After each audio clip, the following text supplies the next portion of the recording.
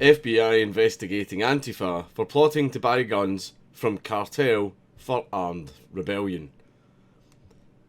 But Antifa aren't a terrorist group. They're not. The internet told me so. The FBI is investigating anti-fascist activists for an alleged plot to buy guns from a Mexican cartel in order to stage an armed rebellion at the southern border, according to an unclassified document obtained by the Chicago Tribune. The FBI document from December of 2018 warns of militant Antifa activists planning to disrupt security operations at the US-Mexico border. The group allegedly planned to buy guns from a Mexican cartel associate known as Cobra Commander. Cobra! Fucking hell. In order to stage an armed rebellion at the border. These people are fucking larpers. These people are fucking... Aren't these the same people that are arguing for the destruction of the Second Amendment? And one of the arguments they try and use against it is, oh, if it's to resist against a tyrannical government, then how are you and your AR-15s going to stand up against tanks and missiles? Even though it seems to be the thing that they want to try and attempt to do themselves.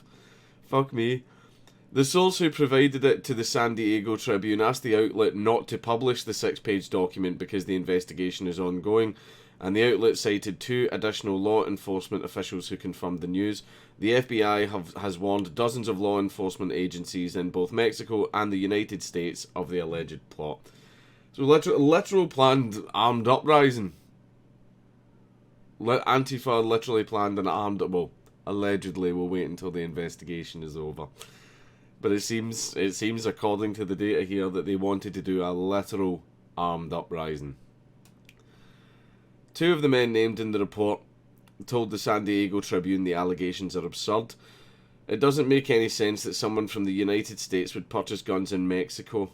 Ivan Rebel... Yeah, well, it's untraceable. The man known as Cobra Commander told the outlet, and the Hondurans certainly didn't bring money to buy guns. It doesn't make any sense. In fact, it's extremely absurd to say the Hondurans wanted to attack the United States at the border. It wasn't...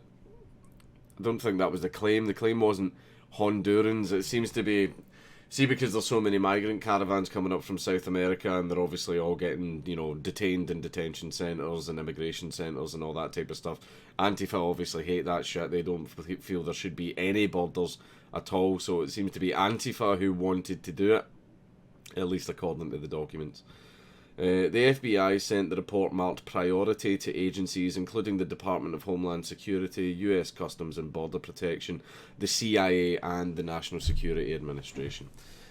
Antifa is known for using violent means, including in protests against peaceful conservative speakers, free speech advocates and even journalists. That's true. The well-documented instances of violence include a protester repeatedly punching a man in the face, throwing water bottles and launching fireworks at police officers, and starting fires on a college campus with Molotov cocktails. They really like LARPing, don't they? They like to see themselves as the revolutionaries that are going to fucking save the world when they don't realise they're actually burning it down. The Daily Caller News Foundation's reporting led to the arrest of an Antifa leader who stands accused of accosting and assaulting 2 Marines in Philadelphia. Former Vice President Joe Biden launched his campaign for president by praising the group. He referred to the group of protesters who gathered in Charlottesville, VA, and violently confronted white nationalists, a courageous group of Americans. See, this is the thing. This is the main problem that I have with Antifa. Is they go after everyone who's even a tiny bit right-wing. They go after everyone who's even a tiny bit right-wing. See if they went after true fascists, people like National Front, National Action, or the Nick Griffin era BNP. The BNP are still bad. It's just that they've tried to, ever since Nick Griffin left, they've tried their hardest to make themselves a lot more palatable to the public. But during Nick Griffin, especially towards the end of his reign in the BNP, they were fash. They were fash. See if Antifa were protesting against people like that, or a literal, fascist group, British fascists or something like that. I think that's the name of the group. I think that's what they're called. then yeah, I would have a complete understanding of that, as long as it was done non-violently. Non-violently, if they protested or if they, you know, debated them in public and destroyed their ideas, then absolutely fine. Absolutely fine. For, like, freedom of peaceful protest and freedom of debate, you know, proving to everyone that bad ideas are bad ideas. Yes, absolutely, I have absolutely no problem with that whatsoever. But they don't do that. They don't do that. I mean, I'm trying to remember a time. I know that back in the 60s and all that, yeah, Antifa did do all of that stuff, but I'm trying to remember a time recently when Antifa actually protested genuine fascists. You possibly could say Charlottesville, because not all of the alt-right are fash, but there are people in the alt-right who are fash. They are. But the best way to do it isn't to confront them violently, it's to confront the actual idea itself, because one of the things that I don't like Antifa saying is if you are anti-fascist, it means you're an Antifa. And I'm anti-fascist. I don't want fascism. That's literally the opposite of what I'm trying to achieve. And they've managed to twist it so that apparently means that I am a member of Antifa. And I don't like that. I don't want to be associated with that. But what they should be doing is basically stage a public debate and debate the fascists. I mean, I don't understand why they don't want to do that, or they don't want the fascists to have a platform. I mean, my perception is fascism is literally, we're going to fix the country, we're going to fix the government. What you need to do is hand over literally all of your freedoms. We are going to ban everything. The state will be your god, and if you go against that, we might kill you. How is that difficult to argue against? How is that difficult to argue against?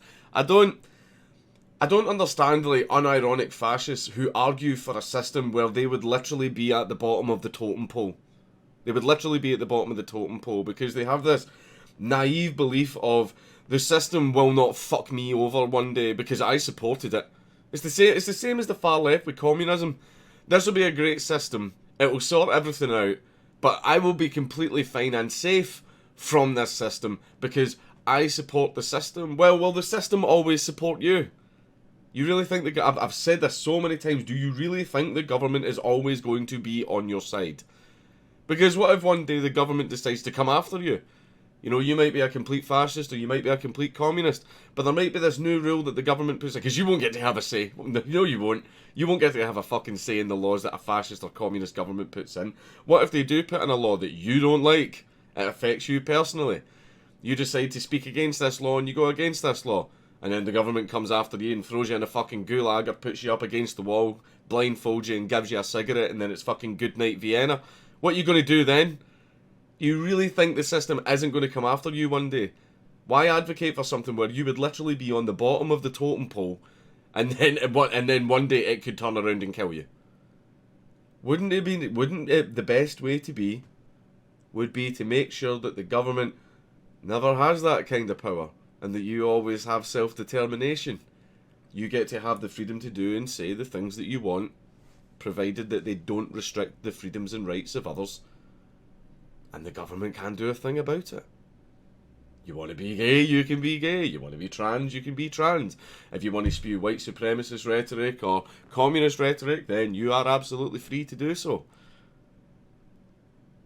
I think that's the way things should be. Because if we had communism or fascism, people wouldn't be able to do that. We would in fact lose pretty much all of our fucking freedoms. So the people that are arguing in favour of communism and fascism or any other kind of authoritarian or totalitarian bullshit are naive fucking idiots, because they genuinely believe, oh no, I supported the system. So nothing bad will ever fucking happen to me. Yeah, okay then. Why don't you go and have a look at Stalin's cabinet, Hitler's cabinet, Pol Pot, fucking Kim Jong-un? Look at all of the people in the past, Mussolini as well. Look at all of the people in the past who have established these regimes and seen what they did to their own supporters of the regimes the instant they stepped out of line. Right? That is what you're arguing in favour of. If you are arguing in favour of communism, fascism, or any kind of authoritarianism or totalitarianism under the belief that the system won't one day fuck you because, oh, I support it, I'll be fine, then you're a fucking naive idiot. And you're going to end up getting put against the wall, and you'll have nobody to blame but yourself. Stop trying to give the government more power, because you're just going to get all of us fucked.